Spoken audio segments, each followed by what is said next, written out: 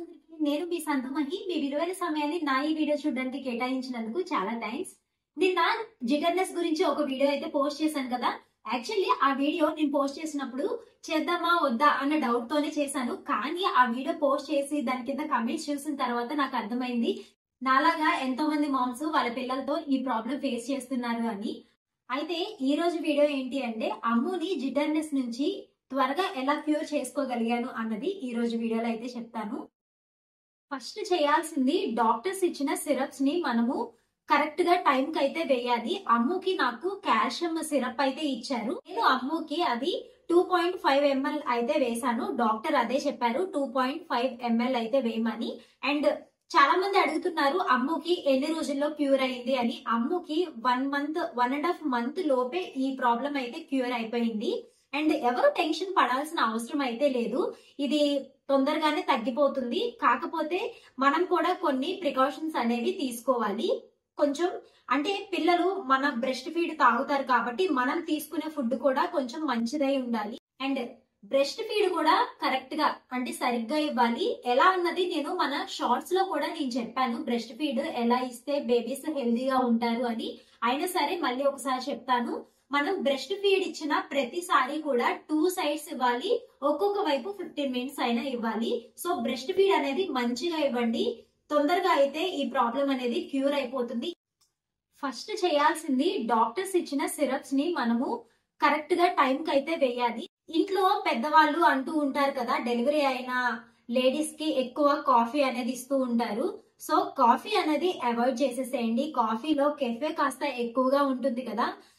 అంటే కుట్లు పడిన వాళ్ళకి ఏంటంటే స్టిచెస్ తొందరగా మానుతాయి, అలాగే పాలు బాగా పడతాయి కాఫీ తాగితే అంటూ ఉంటారు. సో కాఫీ టీ అయితే అవాయిడ్ చేసేసేయండి. అండ్ నెక్స్ట్ సిరప్ అనేది కరెక్ట్ గా టైం కి వేస్తూ ఉండండి. మాక్సిమం కాల్షియం సిరప్ ఇస్తారు మీకు.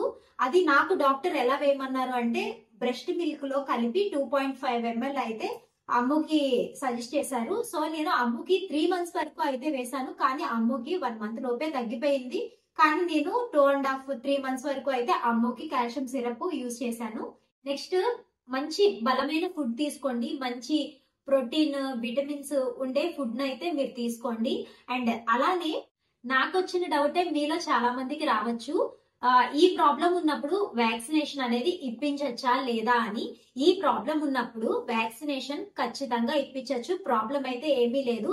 ఎందుకంటే నేను అమ్ముకి ఫస్ట్ డోస్ అంటే 45 days కి ఇప్పించాల్సిన డోస్ కంటే ముందే ఈ ప్రాబ్లం అయితే వచ్చింది. సో నేను డాక్టర్ని అయితే అడగడం జరిగింది, మరి సార్ ఇలా ఉంది కదా ప్రాబ్లము, వ్యాక్సినేషన్ వేయించచ్చా అని. డాక్టర్ ప్రాబ్లం ఏమీ లేదు, వేయించచ్చు అన్నారు. నేను ఎందుకు ఈ విషయం చెప్తున్నానంటే నాకు ఈ కమెంట్ ఒక సిస్టర్ అయితే అడిగారు. ఇంకా చాలా మందికి అయితే ఈ డౌట్ ఉండొచ్చు అని చెప్పి చెప్తున్నాను. వ్యాక్సినేషన్ అయితే వేయించచ్చు. సో ఇవన్నీ ఫాలో అవుతూ ఉండండి. జిటర్నెస్ అనేది పెద్ద ప్రాబ్లం ఏమీ కాదు. పిల్లలు అలా షివర్ అవుతున్నప్పుడు మనకి కొంచెం భయంగానే ఉంటుంది. కాకపోతే అది 3 months లోపే క్యూర్ అయిపోతుంది. అస్సలు టెన్షన్ పడాల్సిన అవసరం అయితే లేదు. నేను అమ్ముతో ఈ ప్రాబ్లమ్ని ఫేస్ చేశాను కాబట్టి నా ఓన్ ఎక్స్పీరియన్స్ని అయితే మీతో కూడా షేర్ చేసుకుంటున్నాను. సో ఎవరు టెన్షన్ అయితే పడాల్సిన అవసరం లేదు. అండ్ ఈ వీడియో మీకు యూస్ఫుల్ అవుతుందని అనుకుంటున్నాను. ఈ వీడియో మీకు యూస్ఫుల్ అనిపిస్తే కనుక మన ఛానల్ ని సబ్స్క్రైబ్ చేసుకొని సపోర్ట్ చేయండి. ఉంటాను. Thank you.